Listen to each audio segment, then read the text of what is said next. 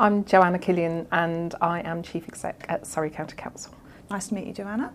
So you're now currently Surrey County Council Chief Exec. So how long have you been in that role?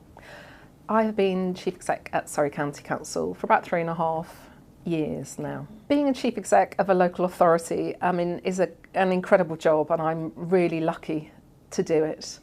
I work on behalf of all councillors, but in particular the leader and the cabinet here in Surrey.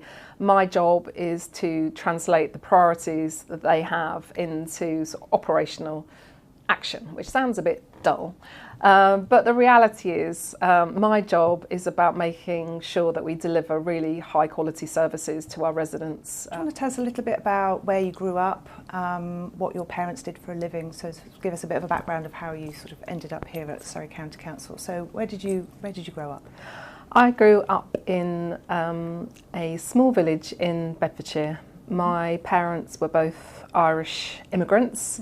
My dad was a labourer and my mum was a nurse. They met in London and decided to move into the countryside. So I grew up in the village for a while. Unfortunately, my mum died when I was a child. So my life changed incredibly, actually. So I was brought up by a single dad, which is one of the reasons why I feel so attracted and feel the importance of delivering great public service and the importance of having really good relationships in school. I didn't have a sort of goal in mind, but those circumstances definitely taught me to be independent, resilient, sort of focused.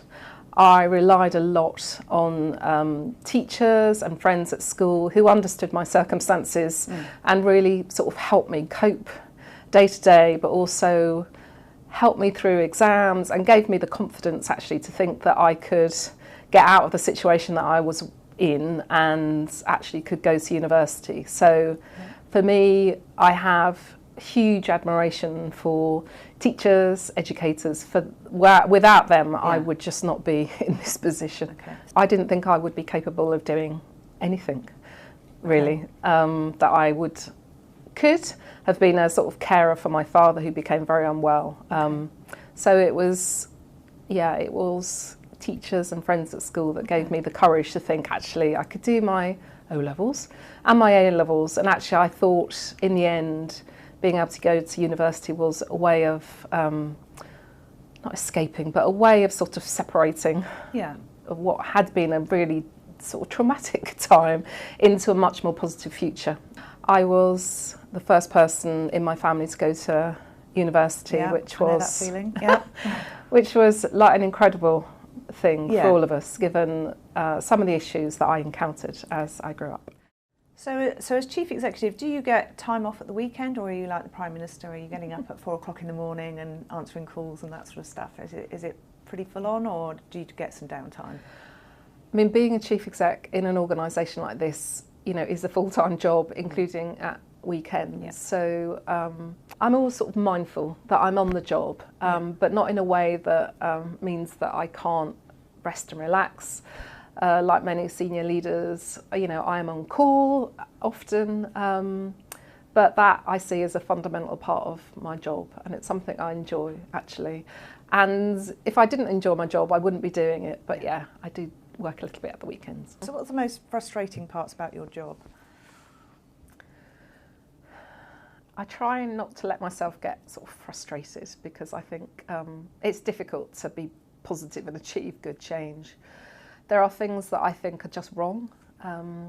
I recognise still there's sort of discrimination and disadvantage, and I'm sort of pleased that we are sort of moving forward as an organisation to make sure that Surrey County Council is an incredibly inclusive place to work, where you can come and be yourself, but also sort of recognising there's more to do in our communities. So obviously COVID's been massively changed everybody's lives and the way we work and the way we are at home. What's been your biggest challenge in the event of COVID and prior to COVID in terms of your time at Surrey County Council? I guess over the last 18 months, it's been extraordinary for all of us, hasn't it, living through a pandemic. As a chief exec, I guess the challenge has been supporting and empowering staff to think that actually they could perform as well as they have done while working at home.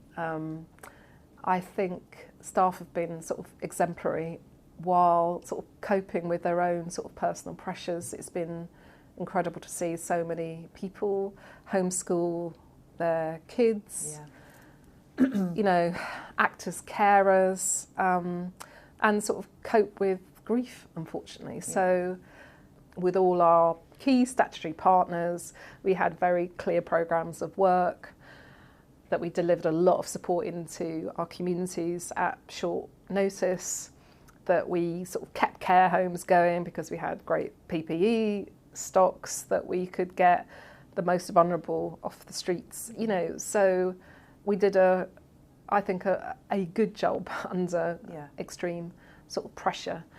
I think we were able to do that because we had spent the previous 18 months, I think, building the sort of the capacity of the organisation to respond to shocks like this and to recover from a big sort of set of challenges it had. So as I joined, there was an urgent need to, you know, repair the financial situation. We had recognised that we weren't doing as well as we should have done for vulnerable children. You know, an inspection had also told us that, you know, we needed to do better in terms of the delivery of efficient fire services. So, you know, for 18 months working very closely with politicians, I think we've got the organisation to be much more effective and, for me, much more confident. Managers, I think, you know, felt much more empowered to do a great job.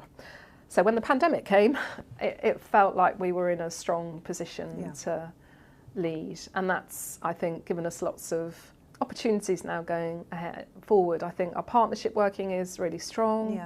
We know our communities more, but there has been some sort of desperately sad things. So we lost Dave Hill, who was our Director of Children's Services through the pandemic. I had worked with Dave for a long time, and that was such a terrible shock for all of us. And I think brought home the grief that other families must have been feeling up and down the country as they lost people too. But we've now, I think, focused on sort of moving forward. There's lots of things still to do, and I think the future looks good, actually, for Surrey.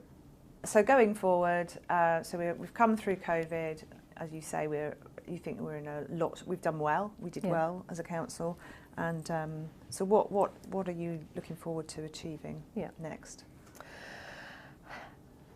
I mean, going forward, I think we've got some very clear sort of priorities as an organisation. It's critical that, particularly as we come out of COVID, we work now with all our partners, boroughs and districts, our health partners, but with communities actually, to tackle sort of the inequalities that become much more stark and obvious to all of us, particularly health inequalities. We also know that Surrey as a place has taken an economic shock as well. So I think it's really important that we work with the public, the private sector, actually to respond to that shock, to make sure as we rebuild that our people have the skills and capabilities, that we provide the sort of infrastructure and resources to make sure that businesses want to stay and relocate into Surrey. So important that we do that. What COVID has taught us is that we've got the most incredible residents and communities who actually want to empower more and work with us to deliver some big solutions in their places, particularly in those areas where there is sort of difference and inequality. So a lot of work to do that.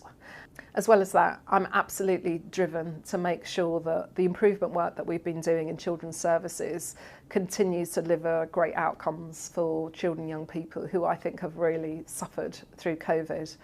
But, you know, we've got to be able to do better, and I know that Rachel and the team have done a heroic job, particularly through COVID. For me the pandemic has got to be paid for, hasn't it, nationally? So I am worried actually that our finances will be under a huge amount of pressure. And although I don't particularly, and I know lots of people in the organisation do not get up just to save money, I think there is an issue for us going forward about how do we continue to deliver everything that we want to do for our residents, but with potentially a sort of smaller bucket of money.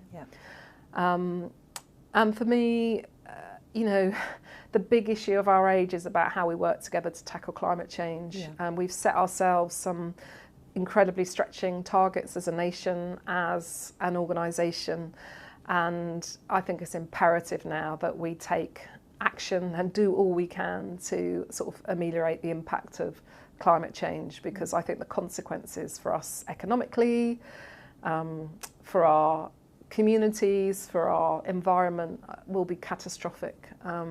So that is the thing that keeps me up at night. Okay, and where do you see yourself in 10 years' time? In 10 years' time, I hope that I will still be busy and active. God, I'll be 66 by then, nearly a pensioner. I do a lot of charitable voluntary work, so I hope that I will be doing that still. I hope to be a grandma and, enjoying just a different but fulfilling life as well. Okay. So who would be your dream dinner party guest?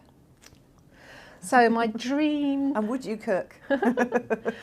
So my dream dinner party guests, I'm going to cheat, because I would have a family one and then I would have a sort of celeb one. So if I could, I would love to see my mum and dad and some other family members that we've lost along the way, but not in a mournful way. It would just be good to have a chat with them, see what they've been doing, and just to update them on the great lives that we've all had as a family. In terms of my celeb dinner party, some of this will sound a bit cheesy actually, but I would love to have dinner with Barack and Michelle Obama, with a bit of Bruce Springsteen thrown in as well.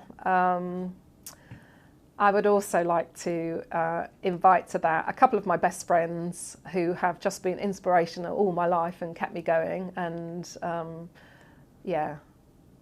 So I think those three celebs and a couple of friends would do it for me. And of course I would cook. I've had an Italian mother-in-law for a long time. It was a privilege to sort of be taught to cook proper Italian by her. So that's what I would do, with throne of Mauritian, which is where my husband's father came from. So some very eclectic food for that dinner party as well. Fusion food, I think. Fusion food. Lovely.